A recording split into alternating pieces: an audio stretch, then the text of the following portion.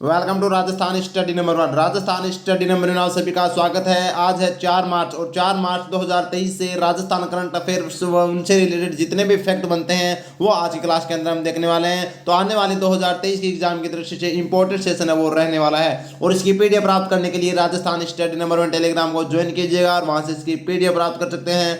और YouTube channel Rajasthan study number 1 आपने subscribe नहीं किया है तो प्लीज सब्सक्राइब जरूर करें, क्योंकि आपका एक सब्सक्राइब हमारे लिए मोटिवेशन कार्य करता है, हमें मोटिवेट करता है। तो बढ़ते हैं हमारी सेशन की ओर without wasting time. First question और इंपॉर्टेंट क्वेश्चन है, छपने वाला क्वेश्चन है। राज्य सरकार द्वारा किसान समाज को मूलभूत सुविधाएं उपलब्ध कराने हेतु किस बोर्ड का गठन किया गया है? तो ये राजस्थान राज्य वीर तेजाजी कल्याण बोर्ड का गठन किया गया है। इंपॉर्टेंट है, ऑप्शन ए अपना राइट आंसर है वो हो जाएगा। अब देखते हैं इससे रिलेटेड और क्या फैक्ट बनते हैं। तो देखिए, वीर तेजाजी कल्याण बोर्ड के अंदर कुल सदस्य कितने हैं? 9 सदस्य। इन 9 सदस्यों में से एक अध्यक्ष होगा, एक उपाध्यक्ष होगा और 7 अन्य सदस्य होंगे। तो टोटल कितने होंगे? 9 होंगे। इंपॉर्टेंट है, पूछा जा सकता है। इसका नोडल विभाग कौन सा है? तो सामाजिक न्याय एवं अधिकारिता विभाग है वो इसका नोडल विभाग है। और यह क्या है? तो यह राज्य सरकार द्वारा किसान समाज को मूलभूत सुविधाएं उपलब्ध कराने हेतु इस बोर्ड का गठन किया गया है। तो यानी कि किसानों के लिए है वो जितनी मतलब उनके लिए कौन सी सुविधाएं है वो सही रहेगी, इसकी मतलब चर्चा, पूरी चर्चा यानी कि रिसर्च करने के लिए दोस्तों इसका है वो किया गया है। बोर्ड का गठन इंपॉर्टेंट बनता है एग्जाम की दृष्टि से। नेक्स्ट क्वेश्चन है, इंपॉर्टेंट क्वेश्चन है, छपने वाला क्वेश्चन है। मेहरानगढ़ विकास ट्रस्ट की ओर से उस्ताद गुलाब खान अचीवमेंट अवार्ड 2023 किसे प्रदान किया गया? तो यह किसे दिया जाएगा? कब दिया जाएगा? 9 मार्च को है वो प्रदान किया जाएगा। किसे? तो हंसराज हंस को। इंपॉर्टेंट है, हंसराज हंस जो दोस्तों एक सिंगर है, इंपॉर्टेंट है। अब ये भी आपको पता होना चाहिए ये कौन है, इनकी भी हम चर्चा करेंगे, लेकिन पहली चर्चा कर लेते हैं इस अचीवमेंट अवार्ड की, इससे रिलेटेड क्या फैक्ट बनते हैं। तो देखिए, उस्ताद गुलाब खां अचीवमेंट अवार्ड 2023 की शुरुआत है वो 2011 के अंदर होती है सम्मानित। तो 9 मार्च 2023 को है वो सम्मानित किया जाएगा इस अवार्ड से। और किसे सम्मानित किया जाएगा? तो हंसराज हंस को। कहाँ पर किया जाएगा? तो मेहरानगढ़ दुर्ग जोधपुर में। और यह अवार्ड का कौन सा क्रम है? तो यह 10वां अवार्ड है, ये ध्यान रखना। इंपॉर्टेंट है, छपने वाला क्वेश्चन है, यानी कि 10वां अवार्ड है वो दिया जाएगा। 9 अवार्ड है वो लगातार 2011 से वो दिए जा चुके हैं और अब है वो 10वां अवार्ड दिया जाएगा हंसराज हंस को। इंपॉर्टेंट है, वेरी वेरी। अब देखते हैं और फैक्ट। अपना बूस्टर डोज देखिए, बूस्टर डोज में राजस्थान रत्न पुरस्कार कितने व्यक्तियों को दिया गया था? तो 6 व्यक्तियों को राजस्थान रत्न पुरस्कार दिया गया था। केसी मालू, सीनकाफ, RM लोडा, लक्ष्मी निवास मित्तल, दिलीप भंडारी और अनिल अग्रवाल, इन 6 लोगों को है वो राजस्थान रत्न अवार्ड 2022 दिया गया था। इंपॉर्टेंट है, गोपाल रत्न अवार्ड 2022 किसे प्रदान किया गया? तो हरि सिंह गोदारा को जो गंगानगर के थे। और 8वां महाकवि कन्हैया लाल सेठी अवार्ड 2023 किसे दिया गया? तो ये के सचिदानंद को दिया गया था। और श्री द्वारका प्रसाद अग्रवाल अवार्ड 2023 किसे दिया गया? इरशाद कामिल को दिया गया। इंपॉर्टेंट बनता है एग्जाम की दृष्टि से। और देखते हैं, और देखिए अपना बूस्टर डोज में हाल ही में साहित्य सुकुमार उपाधि से किसे सम्मानित किया गया है? तो डॉक्टर नीना छिब्बर जो जोधपुर की है। और नेक्स्ट क्वेश्चन है, हाल ही में हरिवंश राय साहित्य सम्मान से किसे सम्मानित किया गया? तो डॉक्टर संजीव कुमार को।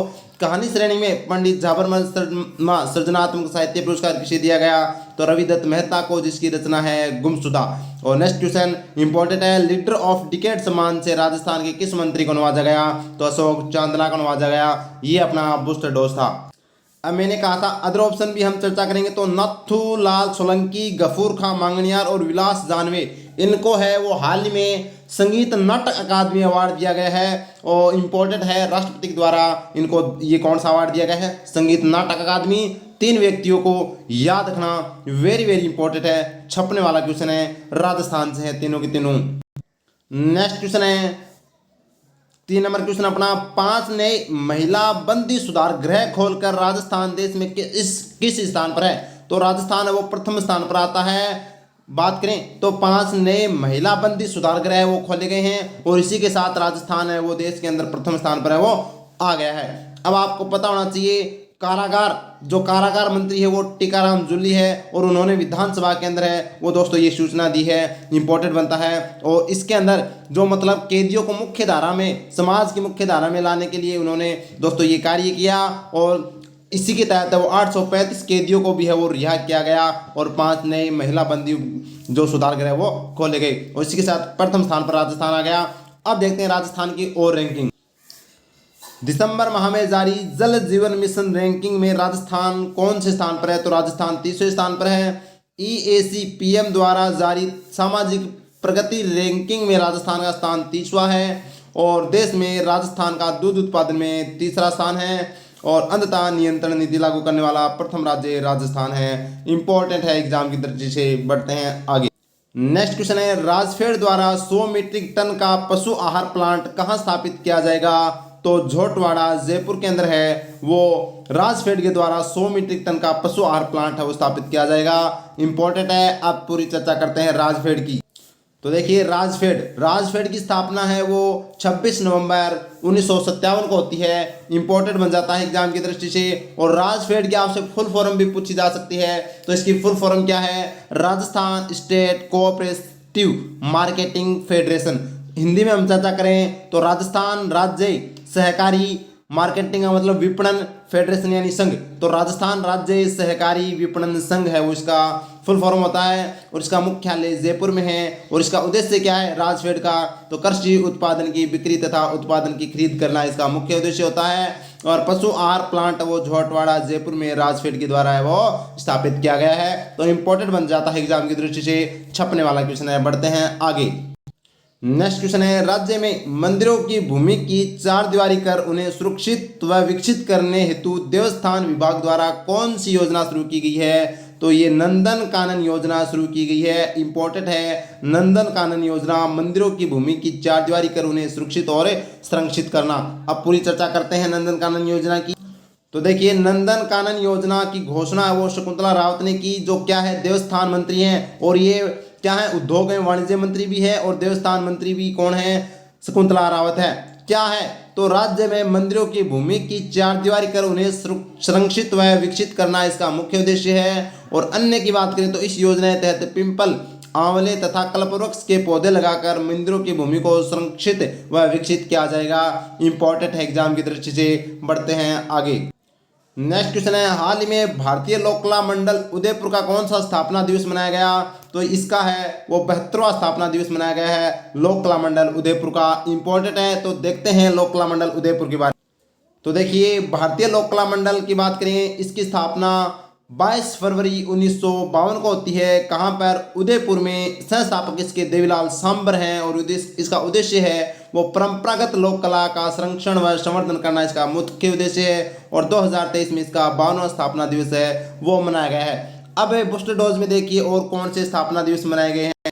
बूस्टर डोज में देखिए राजस्थान आवासन मंडल का कौन सा स्थापना दिवस मनाया गया है? कल ही हमने देखा था। तो 54वां स्थापना दिवस है वो राजस्थान आवासन मंडल का स्थापना दिवस है वो मनाया गया है। 8 जनवरी 2023 को राजस्थान विश्वविद्यालय का कौन सा स्थापना दिवस मनाया गया? तो 77वां है वो स्थापना दिवस है वो मनाया गया 8 जनवरी 2023 को राजस्थान विश्वविद्यालय का। और राजस्थान विश्वविद्यालय के कुलपति कौन है? राजीव जैन है। नेक्स्ट क्वेश्चन है, जनवरी 2023 में बड़ौदा राजस्थान क्षेत्रीय ग्रामीण बैंक का कौन सा स्थापना दिवस मनाया गया? तो 11वां स्थापना दिवस है वो मनाया गया है। बढ़ते हैं आगे। नेक्स्ट क्वेश्चन है, अटल प्रोसेस वे राजस्थान के किन जिलों से होकर गुजरेगा? तो बूंदी और कोटा से, सॉरी बूंदी नहीं, बारां व कोटा से होकर गुजरेगा। बारां व कोटा से अटल प्रोग्रेस वे है वो गुजरेगा। इंपॉर्टेंट बनता है एग्जाम की दृष्टि से। छपने वाला क्वेश्चन है। बढ़ते हैं आगे। नेक्स्ट क्वेश्चन है, हरिदेव जोशी पत्रकारिता विश्वविद्यालय जयपुर का 2 मार्च 2023 को कौन सा दिवस मनाया गया? तो 2 मार्च 2023 को है वो प्रथम क्या मनाया गया है? दीक्षांत समारोह। हम कह सकते हैं प्रथम इसका दीक्षांत समारोह है वो मनाया गया है। इंपॉर्टेंट है। दिवस समारोह नहीं है, वही दीक्षांत आएगा। ये दीक्षांत समारोह है प्रथम, याद रखना। और इसके हरिदेव जोशी पत्रकारिता विश्वविद्यालय के कुलपति कौन है? तो वर्तमान में प्रोफेसर शुद्धि राजीव है। कौन है? प्रोफेसर शुद्धि राजीव है। इंपॉर्टेंट बनता है एग्जाम की दृष्टि से। छपने वाला क्वेश्चन है। इससे रिलेटेड बहुत बार क्वेश्चन पूछा गया है। तो यह कहाँ पर है? जयपुर के अंदर स्थित है हरिदेव जोशी पत्रकारिता विश्वविद्यालय। बढ़ते हैं। नेक्स्ट क्वेश्चन अपना बजट से है। बजट घोषणा 2023-24 के अनुसार राज्य सरकार द्वारा महिलाओं को रोडवेज बसों में किराए की छूट को बढ़ाकर कितना कर दिया गया है? तो 30% से बढ़ाकर 50% कर दिया गया है। इंपॉर्टेंट एग्जाम की दृष्टि से पूछा जा सकता है, छपने वाला क्वेश्चन है।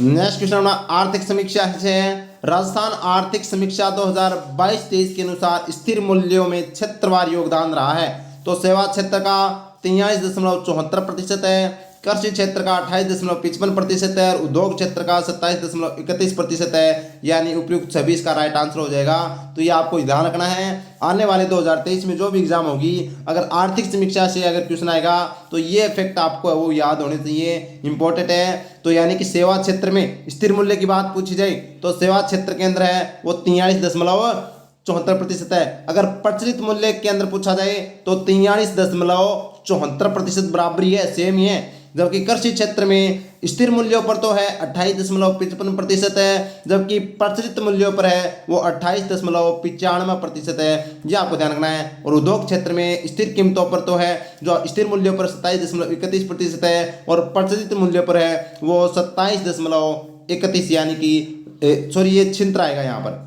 ये छिंत्र है, ठीक है, छिंत्र और ये 31 यानी कि कम हुआ है, ये आपको ध्यान रखना है। बढ़ते हैं आगे, तो ये 3 मार्च का कर लेते हैं फटाफट रिवीजन, ताकि हमें रिवीजन से अच्छे से याद रहे। क्वेश्चन है, राजस्थान में Rajiv Gandhi centre for IT development and e governance की स्थापना है वो खेतान पॉलिटिकल कॉलेज परिसर जयपुर के अंदर है वो की गई, इंपॉर्टेंट है। नेक्स्ट क्वेश्चन है, राजस्थान का पहला वाहन स्क्रैपिंग सेंटर है वो कहाँ शुरू किया गया है, तो जयपुर के अंदर है वो इसका शुरू किया गया है स्क्रैपिंग।